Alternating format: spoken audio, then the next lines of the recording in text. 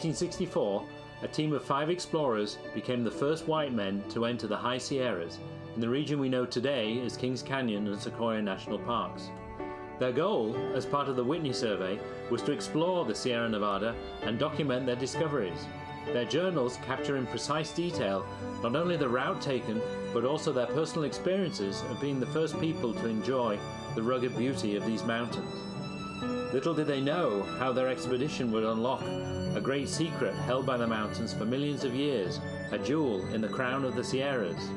So join us, following in the footsteps taken by William Brewer and his fellow explorers. We want to follow their route and summit the same peaks to relive their experiences. And above all, we want to retell a little-known story about 5 audacious American pioneers. We still have more height to climb, so we must plod on step by step to our destination.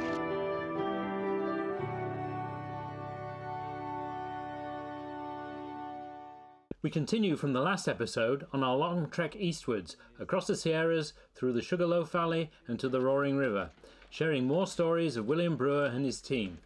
Our goal is to reach the foot of Mt Brewer and then decide how to proceed in climbing it.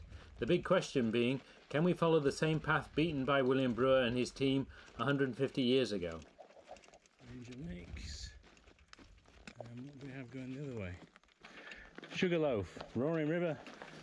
You know, one thing that amazes me is if they got a good view of the mountain ranges from the top of Mount Silliman, and they identified that Mt Brewer was the mountain that they were going to go climb next, and then you come down here, how on earth do you know which direction to go?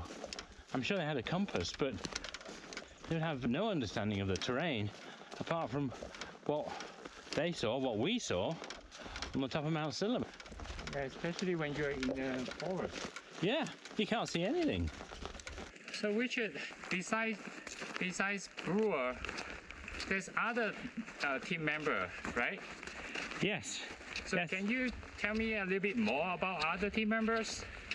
Sure. Charles Frederick Hoffman was born in 1838 in Frankfurt, Germany. Educated in engineering there, he migrated to the United States in 1857 and became a topographer for the Frederick Landers Survey of the Rocky Mountains. After that, moving further west to California, he was recruited by Whitney close to the start of the California Survey and participated through its entirety as its chief topographer. Hoffman is attributed to have brought the art of detailed mapmaking to the United States, and prior to 1864 had created some of the first proper maps of Yosemite. His maps are amazing in their detail and accuracy. He was a prolific sketcher, providing us today numerous insights into California life in the 1860s. Grove of shimmering aspens. Sugarloaf River. Yeah, and here's where we have to cross it. Someone set up some nice stepping stones. So let's talk about Clarence King and James Gardner. Both came from New England, King from Newport, Rhode Island, and Gardner from Troy, New York, and Hartford, Connecticut. Being of same age, they met as students at Yale University at the Sheffield School of Mines, both studying geology. As student flatmates, they became lifelong friends. King was short but very athletic, a passionate rower, and from Gardner was not bought into money and studied at the Rensselaer Polytechnic prior to moving to Yale University. After a long, hot and dusty hike, we've nailed about almost 6 miles of our 13, sat by what remains of the Sugarloaf Creek, and we're eating our bread we made yesterday. Elvis has put peanut butter on his, and I put Nutella on mine. There's a bit of water in the creek. We may go dip our feet in the water. Should be energizers. So we've had some lunch. We went and sit by what was left of the creek. It's just turned into pools. Past the Sugarloaf Mountain. We're now on our way down to the Roaring River and the ranger station there, where we have a number of questions. Hopefully if the ranger's in, we'll be able to create some clarity on tomorrow and the day after and our efforts to climb Mt Brewer and go over Sphinx Pass. Drink some water. We come to some stream, yes. Whew. And we're going to stop and have a drink. Drink some water. I want to wash my face. In 1862, Professor Brush at Yale showed King a letter from William Brewer describing his ascent of Mount Shasta. King was inspired by this, and he persuaded Gardner, who was bored with his current pursuit of law, to join him crossing the country to go seek out Brewer. They met Brewer by chance on a steamboat in Sacramento. Gardner wrote a wonderful description of the encounter. "There was nothing peculiar about him, yet his face impressed me. I seated myself in a chair opposite, pretending to read a paper. I deliberately studied this fascinating individual. An old felt hat, a quick eye, a sunburnt face with different lines from other mountaineers, along with a heavy revolver belt and long legs made up the man. And yet, he's an intellectual man. I told Clarence, and he said, purely from instinct, that must be Professor Brewer, the leader of the Professor Whitney's Geological Field Party." So you remember when we were on the top of Mount Silliman, way over there, pointing in the distance, and there was this little pyramidal peak, and we said, "Oh, that's Brewer." Well, after a long slog through this valley, I think we have now reached at least the Brewer range of mountains. Elvis, we've arrived. After much discussion on the riverboat, King volunteered to join the Whitney survey without pay, and in 1863 King accompanied Brewer on a trip to Lassen, and with William Ashburner in early 1864 a trip to Yosemite. Last, we get to see the roaring river, and it is roaring.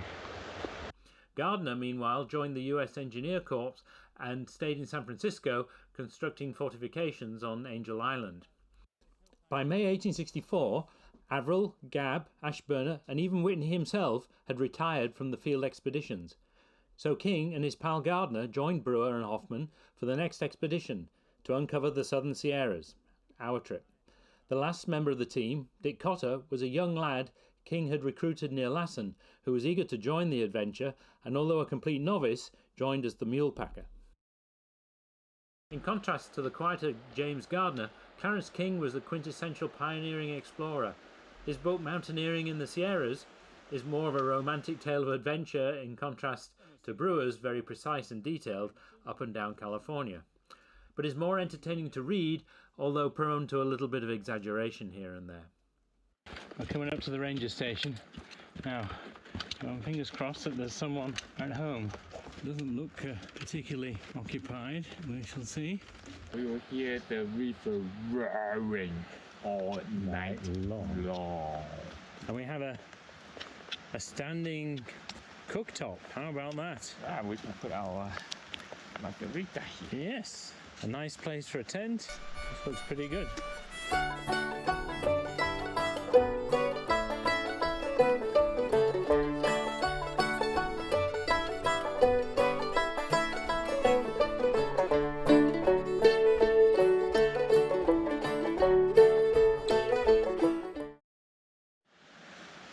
Good morning.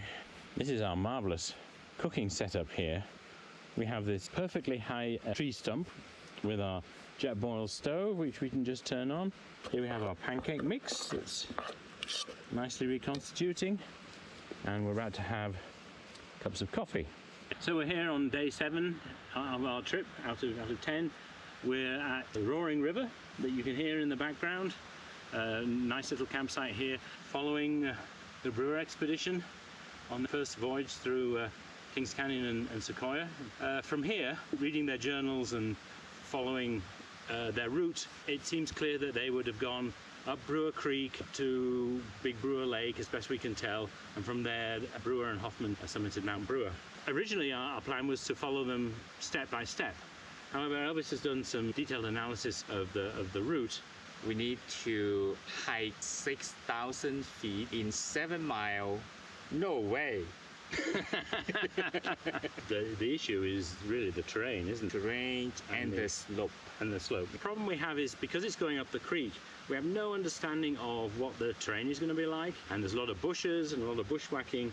That could be very difficult indeed. Luckily, our grand planner make up his own shortfall with a new plan. Yeah. Do you want to tell us about your new plan? If we head from here over to the Sphinx Lakes, which was the way we were going to come out of Brewer, climb up the Sphinx Lakes and tackle the peak from there, we can do that in the same amount of time that we have for our trip. More of it would be day hike rather than carrying our 40-pound packs. So in contrast to the 6,000 feet in 7 miles, this would be 1,000 feet in 11 miles? yes, over 3 days. Over 3 days. So we think that this route, although not sort of literally the Brewer route, it gets us to the top of Mount Brewer, which is important.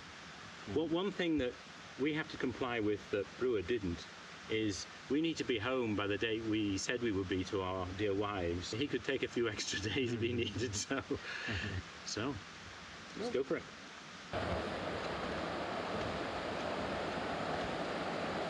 The roaring river.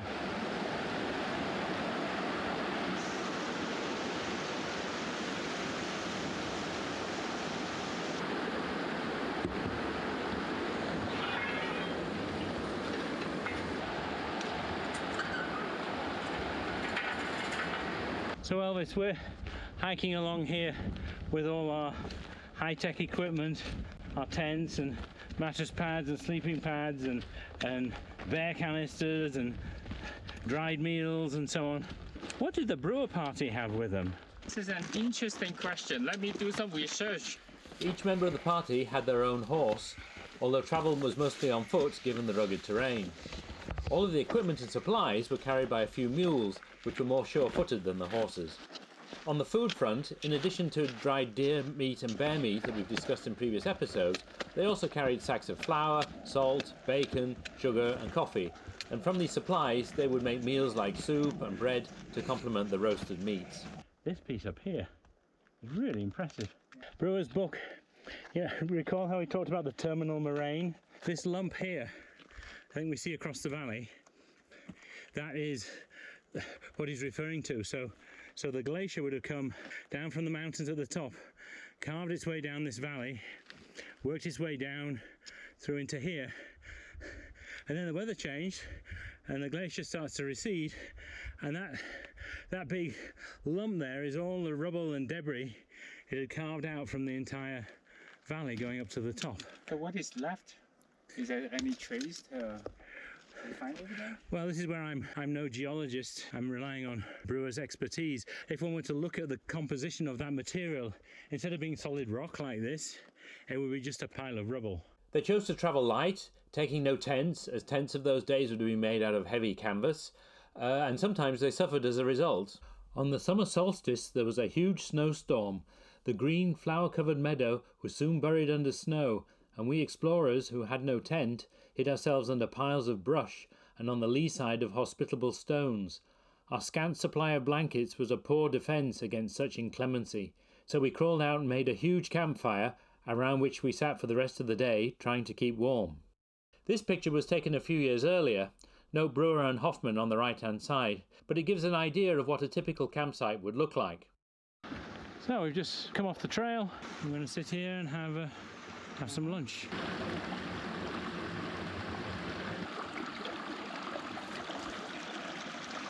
And of course there were no high-tech synthetic materials for clothing as we have today. It would all be heavy cotton like jeans and everyday shirts. Refreshing! For scientific equipment, as shown in this photo, in addition to compasses, they also carried a sextant and barometers for measuring altitude. This is a special field barometer instrument that slings over the shoulder, as it's required to be taken to the top of the mountain. The altitude is calculated by simultaneous measurement, say every 15 minutes, at a known altitude, like base camp, and also the summit in question. This was to eliminate the atmospheric pressure variations by measuring in two places at the same time. They also had a hammer and chisel for collecting fossils, and knives and an axe for around the camp. Lastly, they were armed with rifles and pistols, as you can see in the photo, and there are many accounts of them hunting local wildlife, including the bears. Having had nice lunch by the river, now heading upwards towards Avalanche Pass. Whoa, Elvis, look at the mountain range over there. Yeah. Hey Richard, there's no doubt the storm is gathering. There's no doubt. And we finally reached the top of Avalanche Pass. Elvis, look at this thing here. Is that what we're climbing? Not freaking way. I guarantee you it's not that. Guarantee you. Elvis says we're not climbing that, so I think we're all right. It's a very typical Richard. There's quite some amazing valley here all the way through. This is where the Sphinx Lakes are, up in there, we reckon. Wait. Okay. Oh, we've hit the river. Hey. Piece of cake. On this nice little flat spot for the tent, we have batteries charging down here. Elvis is working wonders with the waterworks. And over here we have dinner on the way, firing here. The water has just boiled, so we will turn that off. And tonight we're having beef stroganoff. We've got big fat noodles, mushrooms, we have sour cream, and we have dried beef and peas. Good morning. And we're all now set to start our first part of the ascent of Mt Brewer up to Sphinx Lakes. Something really amazing happened last night I have never seen before. Elvis passed up the opportunity to have a fire. From here, it's almost exactly 5,000 feet to get ourselves way up there. So we're ready to start our climb up into the Sphinx Lakes. I think our ascent on Brewer will be probably tomorrow. Overgrown bottom end of the Sphinx Valley.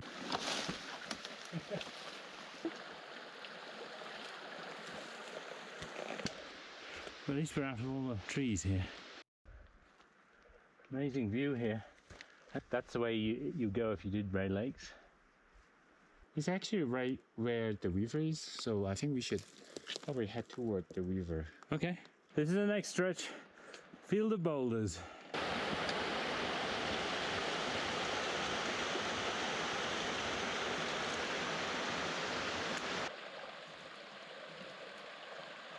We've made it, Elvis.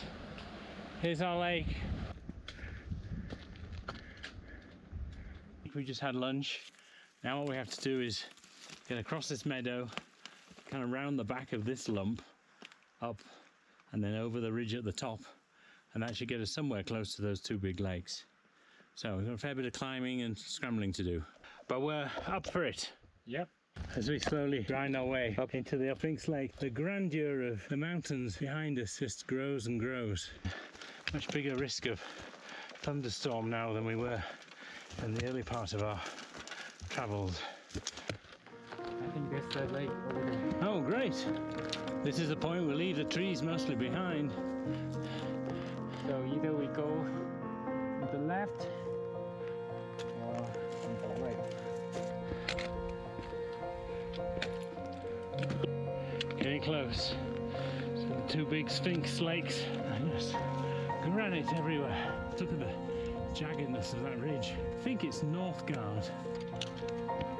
Yes, the lake.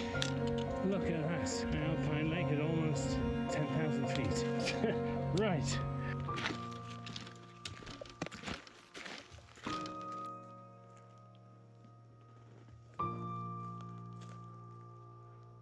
I think over to the second lake.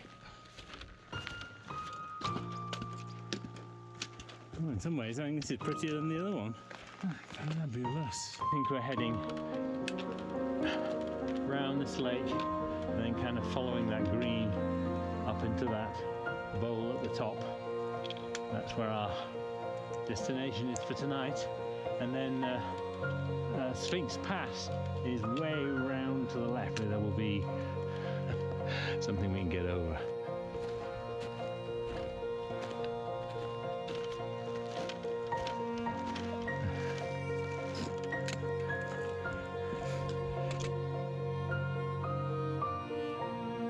Our pass. Just in a second here, I think we'll be able to see our lake too. The Sphinx Pass. First thing tomorrow morning. That's our goal.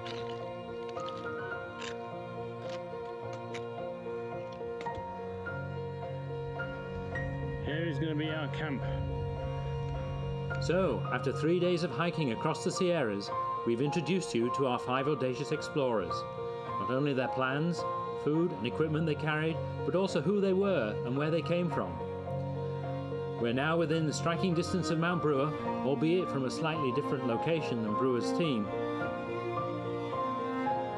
In the next episode, we'll attempt to climb the peak and relive the same discoveries the Sierras had waiting for our explorers to uncover all those many years ago.